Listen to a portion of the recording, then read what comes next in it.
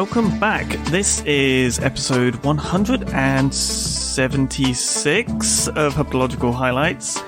I'm Ben Marshall, and co-hosting, as always, is Tom Major. And this week, we have, I think, one of the more interesting papers that we've done on the podcast in general, because it's one of these wonderful examples of herpetology overlapping with, like so many other fields. We've got a little bit of sort of biogeography and paleoclimate in there. We've got a bit of history and sort of anthropology angles in there, and a little bit of histography, right? The study of history in there as well. It's a wonderful intersection of lots of different disciplines that does a good job of giving you this sense of this world that we're kind of unfamiliar with. Yeah, it's cool. I like it. It's from a journal called Environmental Archaeology as well, which is pretty cool. I imagine that every paper in this journal is pretty wild and wacky and interesting. It's a fun intersection for sure. And let's introduce the paper. So it's by McBride, Winder and Wüster, 2023. What bit the ancient Egyptians? Niche modelling to identify the snakes described in the Brooklyn Medical Papyrus. As I said, published in Environmental Archaeology. And this is a team from Bangor University in Wales. So yeah, nice to see these authors. I didn't meet Alicia, but I know Izzy and Wolfgang. Of course, we know Wolfgang. He was both of our supervisor. So yeah, great to see this coming out. And there was also a really cool article in the conversation about it, which is great. Yeah, so we're headed in this paper to ancient Egypt. And we're going to be discussing the Brooklyn Papyrus. So this is a scroll from ancient Egypt. The manuscript is a collection. Ben's losing it. He can't handle the Egypt noise. I wasn't expecting the ambiance. I've been transported. Yeah, we got ambience here, mate. And so this manuscript, the Brooklyn Papyrus, right, was this like ancient scroll from Brooklyn that was discovered in Egypt. Yeah, that annoys me that it's called Brooklyn. It's nothing to do with Brooklyn, is it? It's just that like the first matey who tried to decode it or whatever gave it to the Brooklyn Museum. I didn't read too much not into the ancient it, pyramids of Brooklyn then. That's a different... Sadly not. Yeah, a little bit of a colonial bent on this one. But the Brooklyn Papyrus is itself a really cool thing. It's this collection of sort of descriptions of snakes. So the first part is a description of a bunch of snakes, and the second part is a description of how to treat snake bites in ancient Egypt. It also contains treatments of scorpion bites and spider bites, but we're talking about the snakes. And so this scroll is dated between 660 and 330 BC, so it's old. And a few authors have tried to work out what the snakes are that are being described in the scroll. There's quite a lot of congruence in what people think they might be, but there's also a bit of disagreement. They described 37 different species of snake. It's such a relatable issue, like immediately off the bat, right? We've had discussions about snake bite, like in more modern times, but where we've had sort of contemporary descriptions of snakes with contemporary sort of where they are, what they could possibly be. And there's already ambiguity there. Roll back on, 2,500 years of sort of missing bits of information and differences in context and a very different language. It's going to be a little bit tricky to work out exactly what's being talked about, right? Like this, the difference in time that's what makes it cool. Monstrous, right? Yeah, it's thousands and thousands of years ago. Well, it's thousands of years ago. And so, there's a bit of detective work involved because they're talking about 37 dangerous snake species, but today there's only 5 dangerous front-fanged snake species in Egypt and a few sort of rear-fanged species that have the potential to be dangerous to humans. But so there's a lot of detective work required in trying to not only translate and piece together the scroll, but also to work out which species the scroll is actually describing. Yeah. So there's one which you could say is probably quite easy to work out. One entry was sort of decoded as saying there's a snake which is patterned like a quail and hisses like a goldsmith's bellows. And so puff adder's famous for making this like really loud puffing noise. So the chances are if it's hissing like a goldsmith's bellows. And they're bellowy. They're quite sort of puffy snakes. Yes. So it's puff adder, Bitis aeratans. But they're not all that easy. A lot of them take a lot more decoding, and that's why there's this kind of uncertainty. But the authors of this paper are talking about the discrepancy in which species are actually there. So, we're going back all this time in the past. There's like supposedly 37 dangerous species of snake. Why is it that there's only 5 in Egypt now? And they say it's probably because of climatic changes. So the landscape of Egypt has changed pretty drastically in the Holocene. Around sort of 8,500 years ago, monsoon rains would have transformed the Sahara, which was dry, into a grassland. And the Nile Valley would have been this like really nice damp wetland with plenty of rain. And in this kind of wetter historical Egypt, there would have been elephants and giraffes and even soft-shelled turtles. However, sort of around 5,300 years ago, in the sort of mid-Holocene, the rains shifted south and the area began to dry up. And this likely caused a lot of species to shift their ranges elsewhere. But the authors of this paper were looking to find out, and this work was conducted as part of a master's project by the lead author, Alicia McBride, which is obviously impressive in of itself. We're looking to see whether or not they could work out which species might have been present of some of these species which were named there, using species distribution modelling. So essentially go on, Ben. Before you get into the real like guts of the results, I wanted to throw in additional bit of complexity to working out what the snakes are pertaining to, because you're sort of using the word there and Egypt, but those are very fluid terms. You're talking about the changes of what counts as Egypt over a span of several thousand years, and even the ambiguity of like where these papers came from anything from like 330 BCE all the way back to like 1600 BCE sort of mess. So that's a long chunk of time that they could be sort of referencing what would count as Egypt, what would actually be worth talking about for people of that time.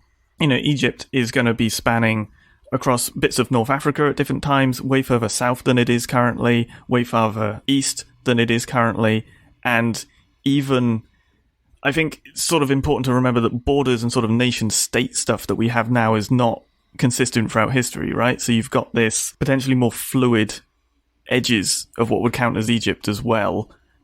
So it's not... My point is there's lots of sort of changes that make it additionally complex to work out whether something should be counted as a possible or not. And, as you were saying, with the climate shifting as well, it's kind of tricky. I think it's the real killer because every aspect of this is in flux. Yeah, it's very true. Yeah, but I think they were considering the sort of ancient historical area of Egypt, right? At a particular time point when this scroll was... They lumped onto the New Kingdom as the sort of a generous extent. Yeah. Which I think is the way to go. So it's sort of maximizing the possibility of snakes they could have come in contact with. And I think that does a good job of, well, maybe you're writing for people traveling back and forth between Egypt and other places that are going to be just beyond the sort of borders of what's classically called Egypt. But if you pick a sort of wider extent Egypt at the time, you're going to capture those sort of edge cases as well. Or at least that's the impression I'm getting from the justification of using the sort of New Kingdom, wider, bigger Egypt. And I think it makes a lot of sense to pick something like that, something a bit more generous. And so to work out whether or not they were actually found in this sort of historical area that they'd selected, they looked at 10 different species and they made species distribution models. So these look at the modern range of species. So you feed the model loads of locations where you know that your species is found, and then you give it loads of climate variables and habitat variables, and it kind of creates an idea of what is tolerable for each species. Yes, and then climate it projects envelope, that back right? into the past. It will exist in this envelope of different climates and conditions. Yeah. So climatic envelope is part of it, but this one also kind of builds on that because it has variables of describing the habitat features as well. So that's like ecotype, vegetation. right? That's right. Yeah. So it's pretty thorough. And, with these models, you get an idea of what is acceptable to the species. Then you cast it back in time and you look to see what would have been suitable back when the ancient Egyptians were writing this scroll. Mm-hmm. And they selected 10 species, and these 10 species were no joke. They were like seriously medically significant snake species, which are no longer found in this area of what was historical Egypt. And they found that of those 10, 9 were likely actually found in ancient Egypt that are no longer found in modern day Egypt. And like I said, these are snakes with really like big time medical relevance. We're talking about things like the puff adder, night adder, boomslang, black mamba, Moorish viper, blunt-nosed viper, and the black-necked spitting cobra. So essentially, ancient Egyptians had quite a significantly larger amount of potentially deadly snakes living amongst them. And part of that is because they themselves were also enjoying what was probably a much nicer climate at the time. Right. Less dry. But yeah, so I think this paper is really cool because, you know, you start off with this kind of clue from ancient times, and then they kind of merged ancient texts with really like modern cutting edge technology to do with modeling the ranges of animals. And they gained quite a few really interesting insights. Yeah, so it's sort of an example of how analyzing historic ranges can sort of help us grasp how ancestral ecosystems evolved. And if you kind of have two streams of data, one being these scrolls, which ancient people wrote things about the snakes, and then this kind of second line of evidence, which is the sort of historical mapping of species ranges using species distribution models.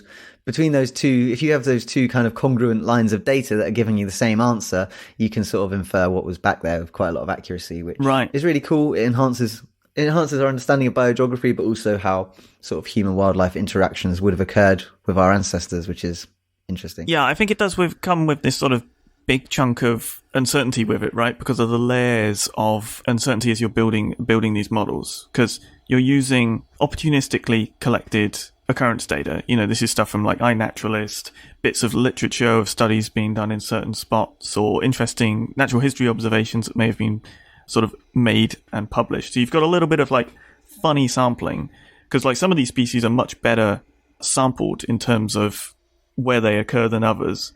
You then got this little bit of shakiness of what do you put in a model like this for climate? That's quite a hard decision to make, and is sort of one of those questions that doesn't necessarily have a correct answer. I think they had a pretty robust way of going about picking what they were doing here. None of this is knocking the choices made. It's more just giving people an idea of how many steps of uncertainty are sort of involved in making these models. Because then your next step is, how do you work out how well that model is actually reflecting modern distributions? That's a open question.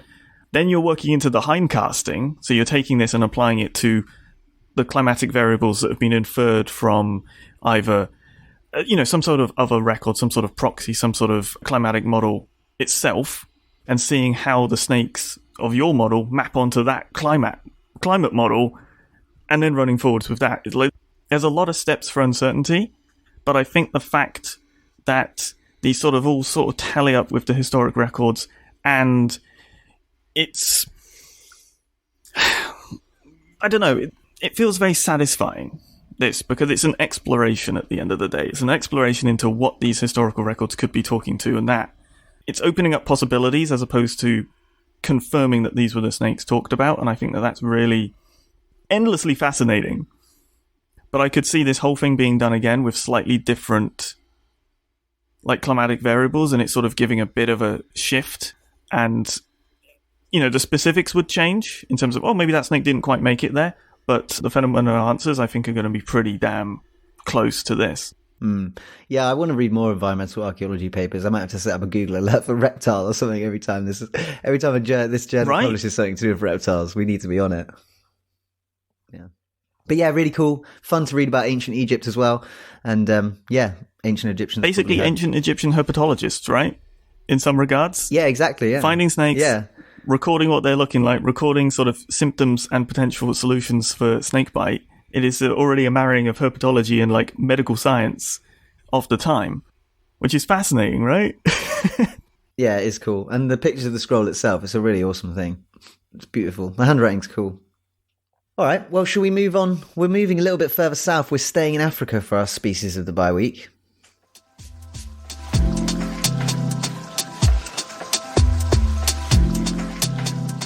So this is a paper by Liedtke, Malonza, Wasonga, Müller and Loader, 2023. A new genus and species of toad from Mount Kenya illuminates the East African montane biogeography, published in the Zoological Journal of the Linnean Society.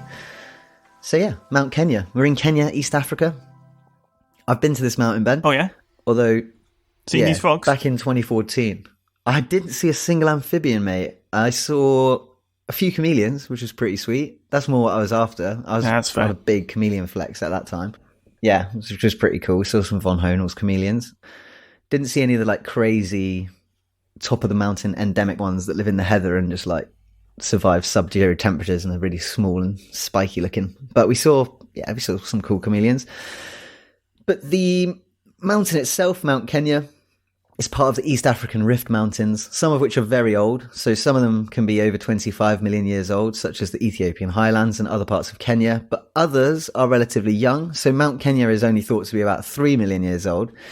And we're describing, well, they've described here, a new species of toad from Mount Kenya. What should we do first? Should we talk about the biogeography, or should we talk about the species and then talk about the biogeography? Let's talk about the species first, shall we? Yes. I think you've got to open it with the name. Yeah. The Kenyan volcano toad. Yeah, the Kenyan volcano toad is the common name, which is absolutely awesome. So yeah, they've called it Kenyaphrynoides volcani. Kenyaphrynoides volcani, which is... Or volcani, I guess, yeah. Really cool. And so yeah, it's a brand new genus and a brand new species. So both of these words are new. The generic name is derived from the words Kenya, which is obviously a reference to the country, and the mountain, from which the name from the country was originally derived. And phrynoides just means toad-like. So it is like a toad. Toad-like from confirmed. Kenya. And then the species epithet, volcani, is a reference to the recent volcanic origins of Mount Kenya, which is the only place where this species is known from. And it essentially just means of the volcano. So yeah, we got a toad here of the volcano, and it's toad-like from Kenya. So extremely descriptive name. Mm-hmm. Yeah. Well, and just the idea of a volcano toad is just a really cool concept. Like, regardless of its abilities to survive in lava, I think is amazing. Sounds more like a Pokemon. But yeah, Kenyaphrynoides volcani. And the reason that this was a bit of a surprise is because, like I say, Mount Kenya is very young. It's only 3 million years old, which is young for a mountain. But this species of toad is estimated to have diverged from its closest relative about 20 million years ago. So the toad is actually 17 million years older than the mountain on which it's found as an endemic species. So you're saying these toads were roaming around and then the ground sort of rose up around them and they were trapped upon this mountain, this volcano? I think what's more likely, and according to Dr. Simon Loader, who was the supervising author of this paper, he's actually quoted as saying, many of Kenya's mountains are volcanic or geologically comparatively new, so to find an ancient lineage that has persisted for millions of years is mind-blowing. It's a conundrum to figure out how it got here. He goes on to say, while we're not certain, it seems like it might once have had a wider distribution, and as the climate changed over the past tens of millions of years, it tracked the tropical forest as it moved, with the toad's final destination being the top of Mount Kenya. I mean, that makes a lot of sense. It probably didn't first appear here, but it was like, this was the best place, and it found itself there. But we can't discount the possibility that it created the volcanoes. We can't. That's absolutely right. We can't discount any kind of possibility that it's actually some kind of Urukai toad, and it was forged in the fires. But more likely, it's just been travelling around the forests for millions of years, just keeping it real, like trying to stay alive. Yep. As a species, and moving around with the forests. Yeah. Demonstrating flexibility. Yeah, pretty amazing. It is quite long-legged. It is quite long-legged. It does look like a bit of a mover.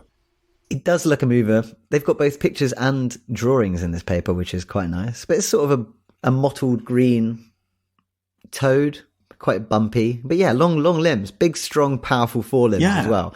But, you know, we really know absolutely nothing about this species. They've only ever found one male. It was caught in a pitfall trap, so it fell into a hole. They don't even actually know exactly what... Yeah, no, well, I mean, pitfall traps are designed with the intention to not let things out. Yeah, so yeah, but you know, it's a habitat where there's like leaf litter, moss-covered tree trunks, fallen logs, it's foresty, lots of mist, lots of rain. I'm guessing it's quite high up on the mountain. Mount Kenya's got really interesting altitudinal zonation, so as you go up the mountain, you travel through these layers of different habitats. It starts off as sort of like dry and scrubby, and then you have some bamboo, and then you have this like really lush forest, which it sounds like is where this frog is, or this toad is from. And then above that you have this like sort of high altitude heather. 2,396 meters. So yeah, that's pretty high up the mountain. So yeah, that must be in the sort of cloudy forest near the top. But yeah, really cool species, and it's really thrown a spanner in the works about what African zoologists really thought about how Mount Kenya was connected to the sort of surrounding mountains with forest. This kind of suggests that actually there may have been a bit more connectivity than was previously thought. So yeah, we're still learning a lot about the biogeography of these areas, which is kind of refreshing and cool. And yeah, fascinating, really. Yeah, ancient lineage of toad. Maybe there's more to be discovered on Mount Kenya. Who knows? Or other surrounding mountains. But yeah, Kenyaphrynoides volcani. I would say this is probably in the top 5 names we've ever had on the podcast. It is right up there. It's a bit of a winner. I'm desperately trying to find how actually large it is for about 45 milliliters. Milliliters? We'll try that again. Millimeters. 45 millimeters. That's small. And mostly leg. Thumb-sized. But there we go. Brand new species. Glorious. Pretty awesome. Have you got any other business this week? I do not have any other business for this week. No. Okay, so I just wanted to quickly mention that we've put the podcast on YouTube now. So if you're a YouTube user, you can find us on there. They might be a wee bit delayed on YouTube, but other than that, they should be there. Yep. And we have... I also just wanted to mention Ross McGibbon. He's doing his calendars again this year. Ross McGibbon, the wildlife photographer. Ben, I have your copy here. Here it is. They're glorious. You see it? I mean, these things are awesome, man. I love it. I just wanted to show you this one particular picture of a death adder. Let me just find it here. Yeah, look at this bad boy. Damn. Oh, with the moonlight. Oh. Moonlit death adder. Yeah, pretty cool. Coffin Bay, South Australia. Anyway, so every year, Ross McGibbon, who is an absolutely fantastic reptile photographer, takes a bunch of pictures of Australian wildlife, puts them in a calendar, sells them online. You can find the link in our show notes. And 25% of the proceeds are donated to the Royal Flying Doctors Service and the Global Snakebite Initiative. So they share the 25%. They're limited edition, only 500 copies. We have 2 of them. So yeah, if you want to get one. Yeah. So yeah, thanks, Ross. And yeah, check them out. Really good cause as well. And you just get a cool calendar with plenty of space to write your happenings of life, which is great. I've got one in my office. So yeah, I don't have anything else. Marvellous. If you want to get in touch with us, you can. herphighlights@gmail.com. If you want to ask us a question, or if you want to correct something we've said that's wrong, or just have an opinion that you want to voice, get in touch. We're on social media. Yeah, I think that's it. More or less all there is to say. Yeah, social media, find us on Facebook, Twitter, Instagram, etc., etc. And yeah, we're hoping to get back on the regular recordings now. We've had an absolutely manic period for both of us. Lots of travelling and lots of horrible... chaos. Too much work, but we're getting there. But yeah, thanks for listening. Yeah, thanks for listening.